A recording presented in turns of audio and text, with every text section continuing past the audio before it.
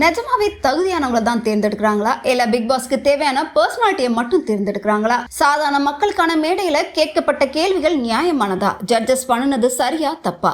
Big pass வீட்டுக்குள்ள போக ஆசைப்பட்டு பல காமன் மேன் போட்டியாளர்கள் வராங்க. இவங்க வச்ச சில டாஸ்க்ல பல முரண்பாடுகள் இருக்கு.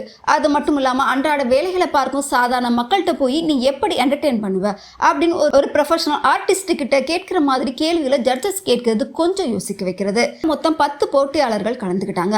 அதுல ஒருத்தர் மார்ஷல் ஆர்ட்ஸ் மேஜிக் மூலமா தம் பல்சையை நிறுத்தி காமிக்கேன்னு சொன்னாரு. ஆனா அவரை ஹோல் லிஸ்ட்ல வச்சுட்டாங்க.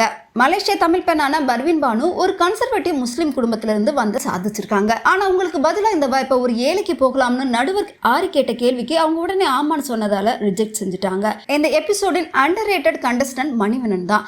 தனது உயரக்குறைவால வாழ்க்கையில எவ்வளவு அவமானங்களையும் மன வேதனையும் சந்திச்சிருக்காரு. ஆனா மேடையில நடுவர் ஓவியா கேட்டதும் கொஞ்சம் கூட யோசிக்காம காஞ்சனா பட காமெடியை ரீக்ரியேட் பண்ணி மொத்த அரங்கையுமே சிரிக்க வச்சாரு.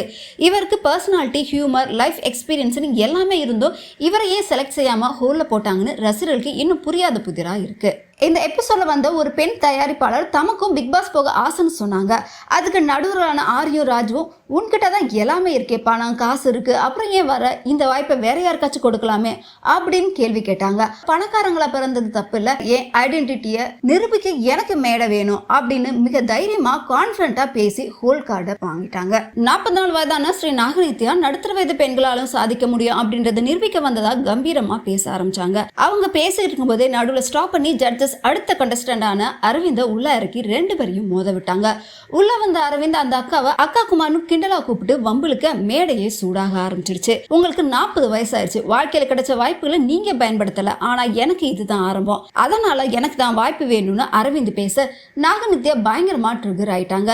வெளியே 8 மணி நேரம் காத்திருக்கிறதுக்கே நீ டயர்ட் ஆகிட்டேன்னு அக்கா சொல்ல, இல்லக்கா வயசானதுனால நீங்க தான் டயர்ட் ஆனீங்க, நான் தான் உங்களை என்கரேஜ் பண்ணேன்னு அரவிந்த் பதிலடி கொடுத்தாரு.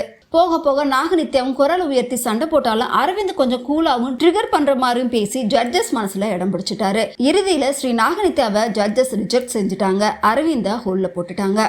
இறுதி போட்டியாளராக வந்த கவிநிலன் மற்றும் திவ்யாக்கு இடையே ஒரு விசித்திரமான டாஸ்க் கொடுத்தாங்க. நாய் மாதிரி நடிச்சு எமோஷன்ல வெளிப்படுத்தணும். இதுல கவிநிலன் நாய் போலவே மிக அற்புதமா நடிச்சு அசத்தினாரு. தகுதியான போட்டியாளர்னா அது திவ்யா தான்.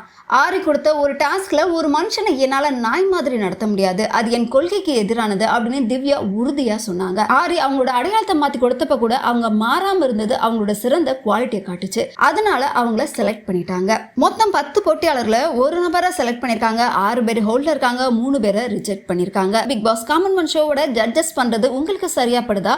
உங்களோட கருத்துக்களை கீழே கமெண்ட்ல சொல்லுங்க.